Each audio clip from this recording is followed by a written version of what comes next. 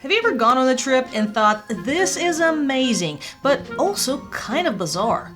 Well, that's cruising in a nutshell. It's the ultimate getaway, but with some seriously strange traditions that you won't find anywhere else.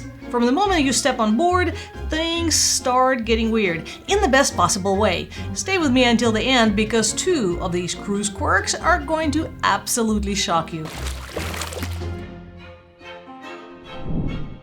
Okay, so first up is how your cruise vacation officially kicks off, and that is by learning how to abandon the ship. So it's a safety drill, but instead of fire alarms and a quick exit, it's gathering a bunch of strangers, giving them life jackets, and pretending that the ship is going down. Fun, right?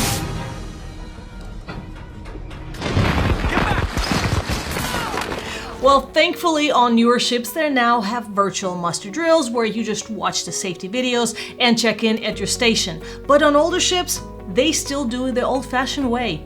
You know, where everyone is standing there, awkwardly holding their drinks, trying not to spill them while pretending to listen to safety instructions. And let's be honest, no other vacation starts with a tutorial on how to survive it. And the funniest part? You're not even bothered by it because you're already in cruising mode. Get on muster station. And the only concern you have is when the buffet is going to open. Now let's talk about something that really brings out everybody's inner teenager, and that is sneaking alcohol on board. It's like we're all back in high school with people trying to hide bottles in their luggage and hoping that nobody notices. And people get creative too. Shampoo bottles, mouthwash containers, even fake sunscreen tubes. You'd think we're on some secret mission. And honestly, the lengths that some people go to sneak in booze are impressive. And here's the kicker. Your room attendant then gets to see all your shampoo bottles in the mini fridge. And you have to explain to your kids why they can't use the sunscreen. Now let's talk about something that only happens on a cruise. Sitting down for dinner with total strangers. On land, you would never walk into a restaurant and say, hey, can I sit with that family over there that I've never met? But on a cruise, it is almost a tradition. You're just trying to enjoy your steak, and suddenly you are knee-deep in a conversation about Aunt Martha's knee surgery with the couple from Iowa. It's awkward at first, but by the end of the meal, you're best friends. And let's be honest, there's always that one person that is a little too enthusiastic about sharing their life stories. On any other vacation, you would probably never think about coordinating outfits with 15 other people.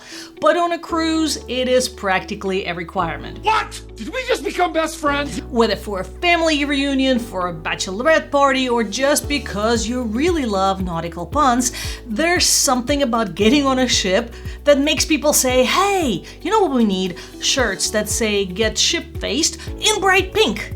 And the funny part is, you can always spot the cruise newbies because they're the ones taking pictures of everybody else's shirts on embarkation day. And let's not forget the personalized nicknames on the back, because how else would everybody know who Captain Fun is? Let's talk about cruise buffet, where calories do not count and overeating is practically a sport. You've got endless trays of food and a line that rivals Black Friday shopping. On a cruise, it's almost like a game. How many trips can I take to the dessert before they notice? And the craziest part is, even after devouring 5 courses, you still think to yourself, should I grab a snack before midnight buffet opens? It's all you can eat, almost all day, every day, and you just hope that the ship doesn't tip after dinner. At home, you'd never eat like this, but on a cruise, it's part of the experience. Now here's something only cruise fanatics will understand, and that's knowing what you're going to eat months before you even set sail. Now some people live in the moment. Cruisers? Oh no, we've got the dinner menu memorized. It's like on day 3, I'm definitely getting the lobster, and on day 5, I'm torn between the prime rib and the seafood pasta. It's the ultimate foodie fantasy, planning your meals with military precision. At home, you realize an hour before dinner that it's time to eat and you scramble trying to figure out what to eat. On a cruise, you already know, down to the garnish.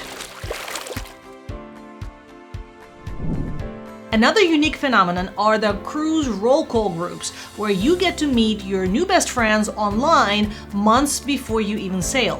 Whether it's a cruise critic forum or a Facebook group, people join these to coordinate everything from matching t-shirts to cabin crawls. Some people even organize pre-cruise meetups. Now on land, you would never join a Facebook group just to meet the people staying in the same hotel the same week.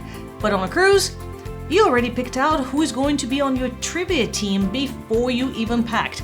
It's a weirdly wonderful tradition, and somehow it just works.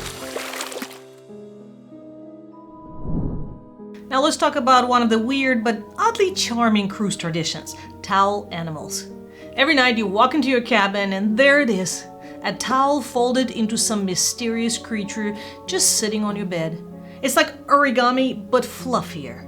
On land, you'll get a chocolate on your pillow if you're lucky, but on a cruise, you'll find monkeys hanging from the ceiling, elephants on your bed, and occasionally something, well, that looks like a creature from another planet. And here's the thing, you actually start looking forward to it, like some kind of bedtime surprise. Welcome to the only vacation where your towels are more photogenic than you. Let's talk about another strange cruise tradition, and that is decorating your cabin door. On land, the only time you decorate your doors are on Halloween, but on a cruise, it's a full-on craft project. People bring magnets, banners, photos, even fairy lights, and make their cabin doors look like an exhibit. And it's practical too, because after a few drinks, that decorated door might be the only thing helping you find your cabin. But that's where the things get even weirder, because some decorations do have the secret meanings. Have you ever seen an upside-down pineapple? Yeah, let's just say it's not an invitation to share a fruit salad. Now here's one that many people find strange, and that is people who never leave the ship. You know, you're cruising through a beautiful exotic destination, and some people just stay on board the entire time. You know, it's like, hey, you want to see a tropical island? Nah, I'm good. I've got everything I need on deck 9. And while everybody is out exploring, they're on the ship, lounging by the pool, grabbing a snack, maybe hitting the spa. So they've paid to visit these amazing places and then decided, nah, I'll just admire it from a distance. But you know what? No judgment, because we've done it many times too. It's our vacation after all. We can decide how we want to spend it. Now this one is just downright strange, and that's the cruise ducks. Of course I had to mention them. Now if you're not familiar with them, people hide these little rubber ducks around the ship for others to find, and it's like an unofficial scavenger hunt at sea. You're just walking around, minding your own business, and suddenly, oh look, there's a tiny rubber duck under that plant.